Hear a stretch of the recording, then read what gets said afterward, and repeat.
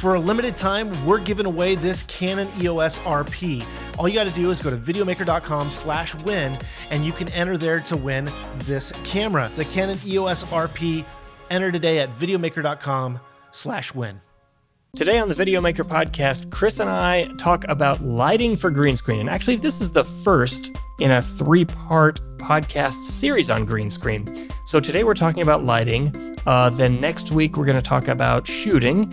And the final week, 2 weeks from now, we're going to talk about post-production for green screen. So really, Chris and I agree that lighting is really kind of the most important aspect of green screen. I wouldn't say it's the most difficult. I would say that post-production is probably more difficult than lighting. But lighting, if you get it right, makes everything else easier. So we're going to talk all about the most important aspects here, which is really separation of your subject from the screen and having nice, even lighting across the screen itself so you can pull a nice, even key. So hopefully you learn something from this discussion. Hopefully you like green screen, because we're going to be talking about it for a couple weeks. Also, if you are interested in learning even more about green screen, we're giving away one of our courses called How to Fix Green Screen Problems. This is a really common thing, as we'll learn as we go through these green screen podcast episodes, that green screen is not only difficult, but you will constantly run into problems no matter how good you are at it. So we have a course, How to Fix Green Screen Problems. We're giving it away for free. Just go to videomaker.com/green screen. There's no space, no hyphens, just videomaker.com/green screen, and sign up to receive that free course. So, as always, if you enjoy the podcast, we would love it if you subscribed. Hit the subscribe button on iTunes or the follow button on Spotify, or there's some equivalent in every app. So just hit that button. It's really convenient for you. It's going to deliver the podcast straight to your mobile device every Monday morning. Okay, let's get on with the show.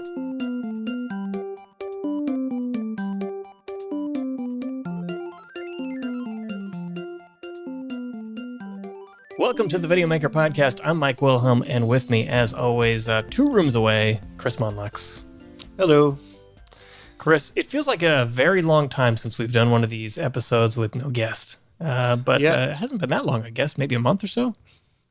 Yeah, well, I think for us, maybe for the listeners, it might have been more recent, but for us, it's been a while.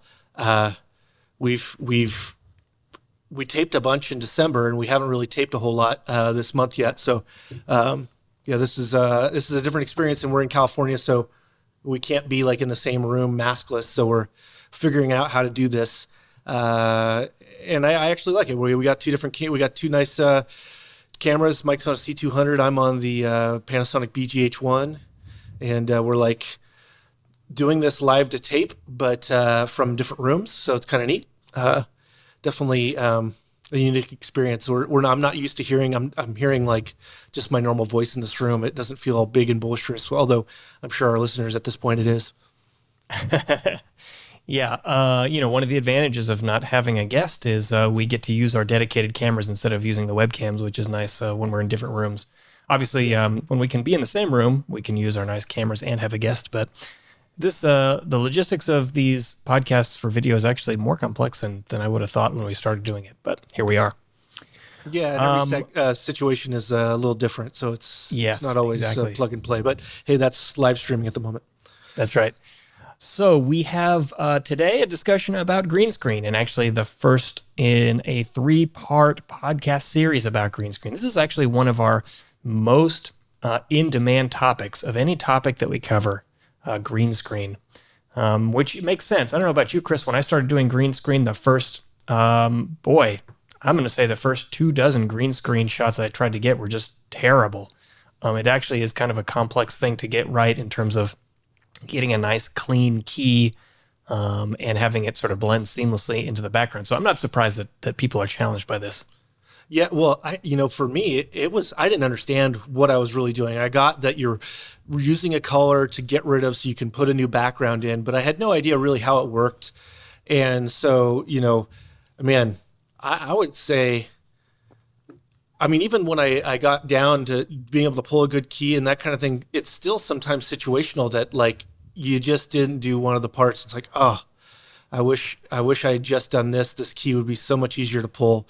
And I think that's really where lighting comes in. Cause like for me, for green screen in general, like all the work is in the lighting if you have the ability to do that. Once you have adequate lighting and space for that lighting, a green screen key is really not that difficult.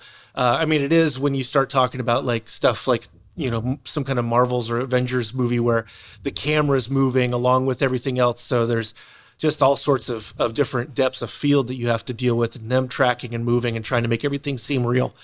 But the common green screen, which is put yourself in a location you can't get to otherwise, or to just have a better presentation than maybe the looks of whatever you have. I always think of green screen as a tool. I really don't like starting a project with let's do something with green screen. I'd much rather have it being used as a end to a means to an end. It's not always that fun, and it's really time consuming for not a lot of benefit. And sometimes if you don't do it right, it's way worse than like if you would have shot it, on your mom's front porch or something. Yeah, it's almost always going to look a little bit cheesier than actually shooting on location where you need to, assuming you have a decent location lighting and sound skills.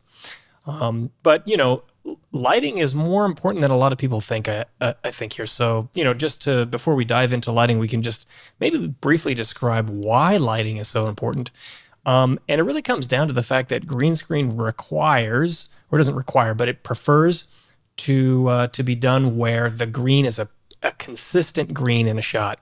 Right. So anyone who's done this without, putting tons of effort into it, or they're just starting, will know that when you first try to do this and you select the green that you want to select in post-production, a lot of times it just doesn't get all the green. And it gets more green, the more consistent that green is across the shot. And you get a nice consistent green with nice consistent lighting. Yeah. And the big deal there is that the gradient between something that is lit at 100 IRE, it's maybe even goes down to 95, the one next to it, but that shadow, that fall off of light will make a few shades of green that now the computer has to decide, I have to do a range of color of green to get rid of. And the thing is well, just like when you change the tolerance on when you're actually pulling a key, we have a little bit of green in just about everything, right? If you get down to it. And so, you start removing parts of body parts and all that kind of thing. So getting it lit right really allows, we're talking about two different kinds of lighting too, really. We're talking about lighting the backdrop, which is about lighting it evenly so that the green represents the same color green across the full background, or at least the area to which your subject is moving. But that you also have to light your subject to match the place that you're going to be placing them. And the big problem there is you need enough space to make those two not interact with each other. Otherwise, you end up doing kind of a balancing act of like, okay, if I can light the background a little bit better, but now my subject doesn't look as good. So it's kind of a balancing act there. And there's, I think, really a lot of lighting tips that will make a big difference in your ability to pull an easy key. I mean, that's always my my thought on green screen is it is a little subjective to the situation. A key's not going to pull the same twice. You can't make a preset for your green screen that you shot at location A and then bring in another shot that you shot somewhere else at another time or whatever, and different lighting and whatnot, and place the same key on there. It's just not going to work. So using lighting is going to be the way you can equalize that, and it's through really just the standard process of like 3-point lighting for your subject. And going from there. Now, before we jump in a little too much into the setup, I do want to talk about like why you might see blue or green screen, and that's just because usually like one sec, Chris. Yeah. You mentioned some jargon back there. I want to make sure we get a clean definition out there before we go too far away from it. So you said 100 IRE. So maybe we could just talk just briefly about what does that mean and how does it relate to a green screen or lighting? So in SDR, standard definition, you you have overexposure at 100 IRE. So that means clipping. That means too much light. And so the idea it's just more of the scale of intensity of light, and certain things want to live in that range, or in the range from 0 to 100 IRE in standard definition, or HDR is high dynamic range, standard dynamic range. I'm sorry. Yeah, that's right. So IRE stands for the Institute of Radio Engineers, which actually doesn't make much sense in the terms of like video brightness, but it's actually has to do with equipment that measures luminance signals, right? Yeah. So an electronic signal enters a piece of equipment, and that piece of equipment recognizes values of luminance, and 100 IRE is the maximum luminance, and 0 IRE is the minimum, or is the 0 minimum luminance. So absolutely pure bright white, and the blackest black, essentially. It's that spectrum. Yeah, and it's something you see in a waveform monitor. Yes. And why I say SDR, not HDR, because HDR is actually brighter than that. We won't get into why whatever, but that's the big thing about high dynamic range, is the more light that's allowed in just the information. Okay, so blue versus green. Blue versus green. So, why would you use blue versus green? I mean, you've probably seen it in every behind the scenes, footage of green screen or blue screen being shot, and it doesn't seem to have a rhyme or reason. And I can think of this is, say you're shooting Robin Hood, and Robin Hood wears a green outfit. He would get keyed out, right? So you use blue because your subject matter is wearing green. Shooting outside or any other place where you need to have trees or plants, lots of green and trees and plants, so you use blue instead. Really, you could key with any color. The issue is every color outside of blue and green affects skin tone in a more negative way, more quickly when you are pulling those colors out of your scene. So, red, yellow, tones, brown, green. Yeah, green. Yeah, then red, yellow, brown, orange. All of the skin tones and natural tones, those wouldn't be good because they're just like in everything. Whereas, especially I remember thinking that you needed a certain color green, like I needed to buy special chroma paint. And yeah, sure, it's great to have this green that really doesn't happen in any other place, is a very special, specific, very bright, vibrant green. That's all great. I mean, if you can use that, do use it. But I've shot from dark green to super neon green, just all sorts of different colors, and they all work the same. I mean, it's the same idea that the color, the more vibrant that green is, the easier it is to illuminate. And so that's really the big thing there, blue versus green. So there's a couple of big challenges when you're talking about lighting for green screen that come into play. So one is lighting your actual subject well. So following the classic 3-point lighting, rules, which, by the way, if you're not familiar with 3-point lighting, we'll put a link for that in the description about an article that covers that topic. But you want to light your subject well. You want to have nice, even lighting on the green so that you have a consistent green. And then you have to light them in such a way where when the light falls on the two things, the green screen and your subject, they're not interacting with each other, right? So, for example, you don't want the light that lands on the green to then be reflected back at your subject and cast a green cast on the subject that's in front of the green screen. Likewise, you don't want the subject to cast shadows onto the green screen and create these big blotches of dark green. Darker green, yeah, exactly. Yes, exactly. And the big thing there, and it's funny because it's just a rule of thumb. This is just an easy, if you have enough space, you want to make sure to have your subject twice as far from the wall as they are to the camera. So kind of a 2-to-1 ratio. That if you have enough space, that should allow the fall off from the green being, because the thing is, if you're trying to light the background evenly, you're going to probably use a lot of illuminance, a lot of light, a lot of brightness that it's going to want to, just like everything does, bounce off, and you don't want to get it around the edges of a shirt. So easier colors to key around, have them wear a darker color. The colors that contrast the most with green are going to be the easiest to, separate from green. Black is a great example. Something I try to stay away from is blonde people with white shirts. Those are hard ones, right? I'm sure we've all seen, someone that's gone swimming and their hair turns a little green afterwards. Like there's a little bit of that color in blonde, and it's real easy for it just all of a sudden to take all your subject's hair away just from being such a similar, in color, I guess, close enough. So having that there, but the distance is really important. Now there is a trick though, it's called the rim light. So in 3-point lighting, we have your key, which is your brightest light, your fill, which gets rid of the shadows, and then you have your back or rim light, and that usually gives you contour. That's what gives your depth of your subject, and it's going to be a little light on the shoulders and on top of the head. And the cool thing is that also works really well to help reduce that spill. So there actually are gels called minus green, and really they're magenta or very similar to it. And what they will do is make that green with that magenta or that minus green turn into white light, so that you now have a nice rim light and the green's all away. That's a really great way, and gels are super cheap. Very easy way to deal with that, because I know for myself, almost every time I've ever shot green screen, I haven't had enough space. And so having that space from your subject to the background to your camera space is difficult to find. And so, the closer you get to that screen, the bigger the problem you have. I worked at a TV station, and the weather guys were just so bad. There were scuffs and hand marks on the wall.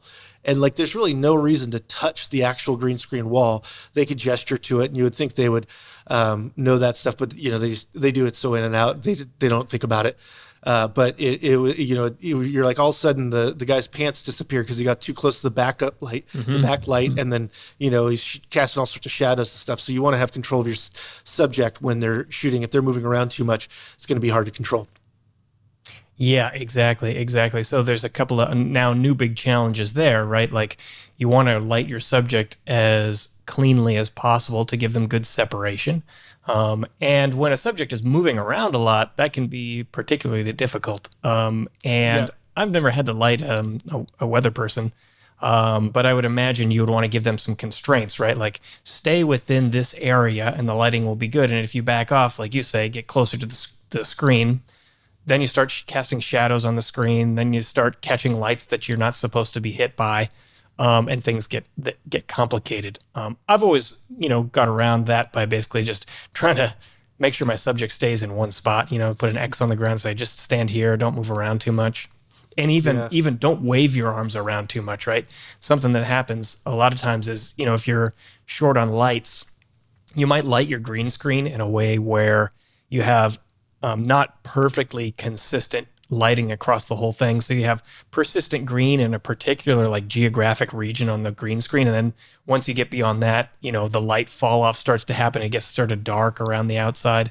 And if someone's moving their arms around, they might move their arms from the really sweet spot of the green screen into these really dark zones where the light doesn't quite cover it. Or worse, they stretch their arms out and it goes beyond the edges of the screen itself. Which is also a different challenge. I see a lot of that in gaming, right? You'll see the edge of the desk or something. I was like, yes. Oh, the framing just ended, right? And that's the thing, green screen, you don't have to do it the right size. You could shrink it down, you could make it bigger, whatever the subject matter is to put them into a location. And that, I think that brings to a good tip for this is one, if you can control your subject matter. Now that really depends on what you're making. So, if it's an actor or that kind of thing, it's what they got to do, then you got to figure out the technical way to deal with that. But if it is, something you can control, I have had issues with, I call them chicken wings. It's it's an armpit spot. Yes. And if if they're talking too much there, you'll have this little spot. And the issue there is it's going to be a little bit different green than the other.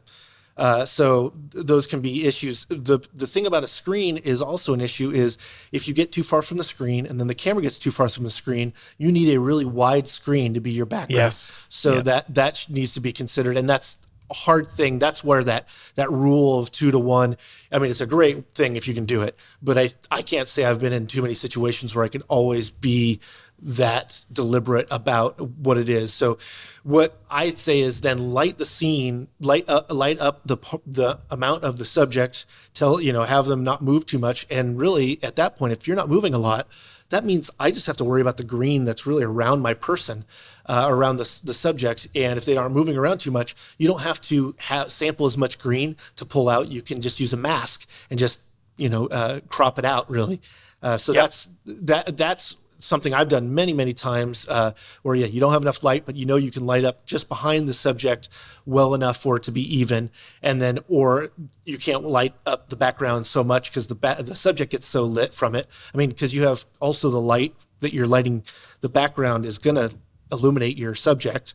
So, there's always a balancing act, especially with light, right? Because it's additional. It always kind of compounds a little bit. So you gotta pay attention to that. But really the thing about lighting and green screen is if you pay attention to all those details and you think about it like you're the one that's going to be doing the key. And I think most of the people we're talking to is probably going to be that situation, is do yourself a favor, for your future self a favor, and light them better, because you're going to be kicking yourself. Because I've spent hours trying to pull a key on one frame because I had to go in there and just comp all these different areas so I could do a different key so it wasn't affecting. And we'll get to that in our I think our third installment, so 3 weeks from this one or something like that. But that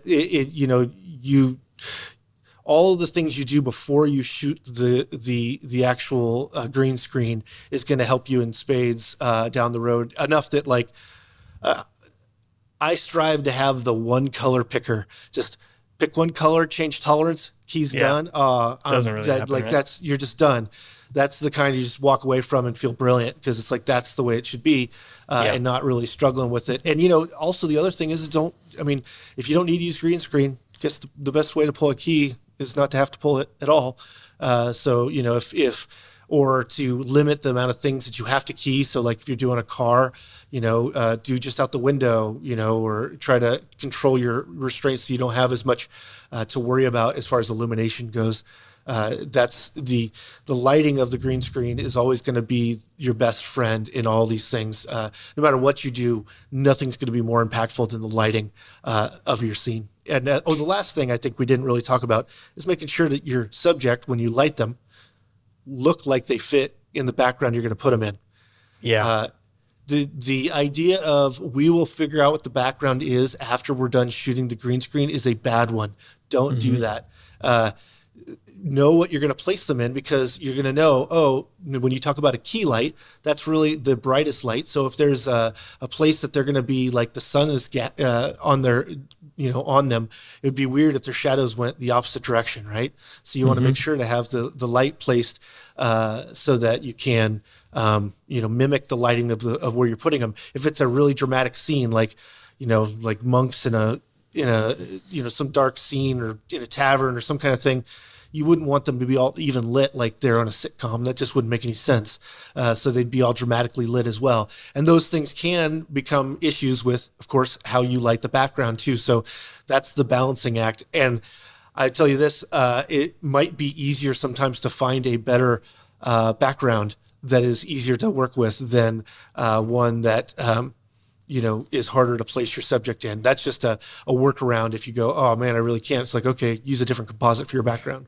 Yeah. So actually I have just a little bit of advice here, in the sense that people have some forgiveness in one direction or the other with mismatched lighting. So something that's really common that most people don't think about is that during outdoor shoots, especially outdoors like midday, a professional shoot will have some diffusion up to protect the talent from being hit directly in the face with the sun, right? Because when the sun is directly in someone's face, it casts these very dramatic, intense shadows. And so they usually diffuse it with a big, diffusion screen. And what it looks like lighting-wise is that the lighting on that person is more characteristic of an overcast day, even if it's sunny outside. So it's very, very common in movies and TV where they'll diffuse it, and it really is an unnatural match. You would expect to see big dark shadows. You're not, because they diffuse it.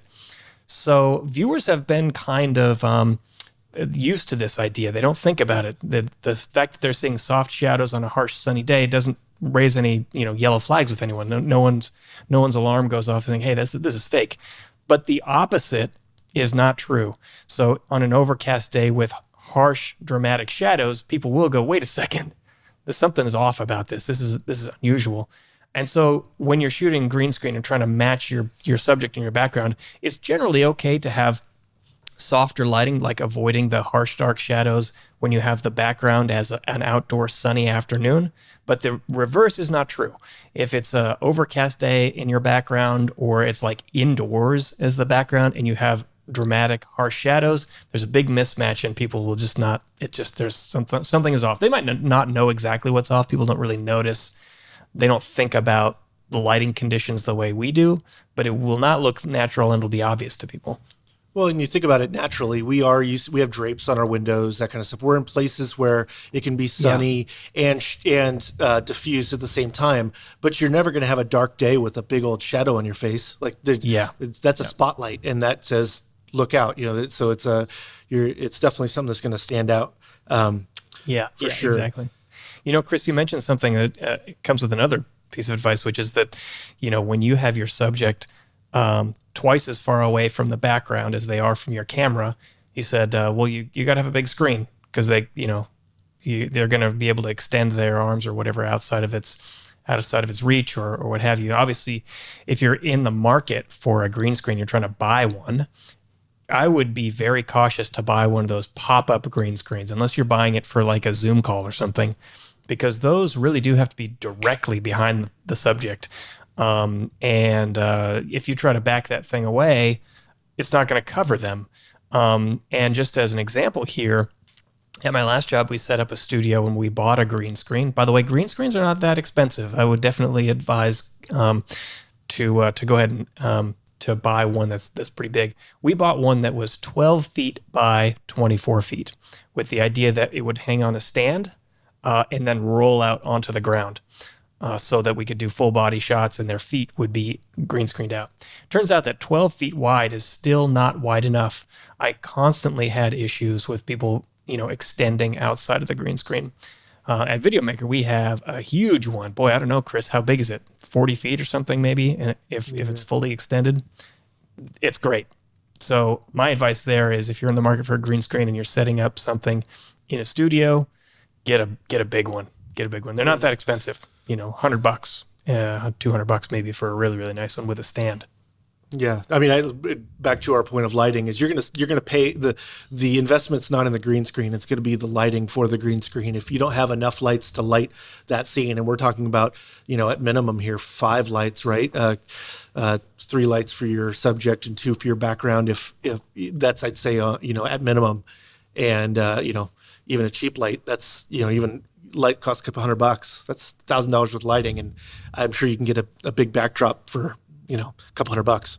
Yes, exactly. You're gonna be happy about it. I mean, the only situation I can imagine where you would not want a massive one is if you need something mobile, I guess. If you're going to shoot outside, different story. Actually, our 12 by 24 we took outside a number of times, so maybe even that's not an issue. It doesn't flap around in the wind though, when you get a cloth one like that. But if you want the proper lighting setup where you do have enough of separation between your background and your subject, the big screen is good. Another piece of advice I have with regards to lighting is you can use your camera's zebra stripes feature as an aid to help you determine how even the lighting is. So what happens is you set your lighting up on a green screen and you look at it with the naked eye, and maybe you look at the screen on your camera and you say, yeah, it looks good. It looks pretty even. If you enable the zebra stripes on your camera and you start to dial your exposure up and down, you'll start to see where the difference in exposure is on your backdrop. And you'll see it like the zebra stripes will, as you click it up or back, the zebra stripes will wash across the background and back. Or if you have a single light in the center, they'll start in the center and expand out or expand back. And you can adjust your lighting as you go, keeping an eye on your zebras. Keep dialing the exposure up and back. And if you get to the point where you dial your exposure up and back and the zebras are all on and all off, you've got it. It's nice and even. Yeah, and this is your background for sure. Doing this before you put your subject matter in, and Yeah. this is it's not an easy thing. The studios with built-in lighting and whatnot. A lot of that stuff, they end up having lights that are then right above the green screen going down and light coming up from the ground. You're really illuminating a lot, or you're talking about walls that actually illuminate themselves, so there's no light needed to be in them. Yeah. They just have a light that can be illuminated. So, but that's the idea that you're going to do much high-end green screen at home, meaning the camera's moving, really large subjects, those kinds of things. Those are quite difficult and are probably not the first key you should pull. The first attempt, I would say, is just someone standing up, and if you don't have a subject or a reason, go do this, and just with the idea of, I want to put this person in the scene. And the more things you can do to trick the eye, as filmmakers, I think we are a little bit of magicians, right? We get to do little tricks that'll fool you into thinking something. And they make these small little lights. In fact, I think I probably have one behind me, just like $100. They're RGB WW, and they allow you to have like a little, have a different, they're like a special effects light. Now they can do regular light and gels and that kind of stuff, but you might be able to do the flicker of a fire, right? And if that's nearby your subject and it's flickering on their face, and the scene you're putting them in has a fire in that direction or whatever, it's going to sell it. And that's what it's like, I want to find a couple things in this scene that I can set up that will betray someone's thought that this isn't real. So it's like, your key might not look as good, but man, I don't know, look at this thing over here. And so our minds will just, if we can justify it seeming somewhat real, we'll just look right past it. But the last thing you want is that I'm in a theater thought when they're in the middle of your scene, watching your thing and going, oh, that looks real. And I don't know how many times I've seen this. And the thing is like, even great green screen, there's a show my son likes to watch. I actually learned about it here at work because it was so bad, but it's Shark Boy and Lava Girl. And it's, I think, Amazon or Netflix, and it's got a lot of actors, and it's a kids show, but it's just overly keyed for no reason, and just weird, not real scenes that they're putting them in. Now it's kind of somewhat surreal, but it's just not necessarily executed in the best way. And that's a place where they probably lit it all properly. They just put them into weird situations that just didn't jive with, this is something that's actually happening. And I think that's really something that you either have to just lean into it or not. I mean, doing a black and white scene in a key, that's great. A lot of things you can hide with that, right? You can hide how bad your key is. You can do a lot of things if you change the color or and maybe sometimes those are the choices you do to get over not lighting properly in the first place. And boy, have I done plenty of that. But that it's no fun having to fix something. It's much rather just to go, I want to do this, execute it, and have it turn out that way. And then you have to worry about how to fix it, because you're never going to fix it to make it look the way you really want it. Yes, it definitely does take a lot of work and a lot of experience to master this. There's so many things so many variables at play when you're trying to light for green screen, that a lot of this comes down to just get in there, give it a shot, make a bunch of mistakes. Hopefully you make fewer than Chris and I did when we were starting out. But definitely you kind of need to learn to experience these things and adapt on the fly, because no two shoots are generally going to be the same. So Chris, there's a number of other topics that we want to discuss, actually even a couple on this script, but I think that these might be shooting issues, and we have another podcast coming up about shooting. So stay tuned, everyone. We're going to talk about shooting in next week's podcast, camera settings for your green screen shoot, maybe also some tips about framing and depth of field and the like. So join us next week. We're going to talk about more green screen for the next podcast and the one after that. And hope you tune in. So we'll see you next time. Big thanks to everyone for listening. I hope you learned a little something about lighting for green screen. As a reminder, next week we're going to talk about shooting for green screen, and the following week we're going to talk about post-production. So if you made it this far, hopefully that means you're interested in green screen and you're excited to learn some more. If you didn't make it this far, well, you're not hearing this. We'll be back to our normal schedule, though, after this 3-part series is done.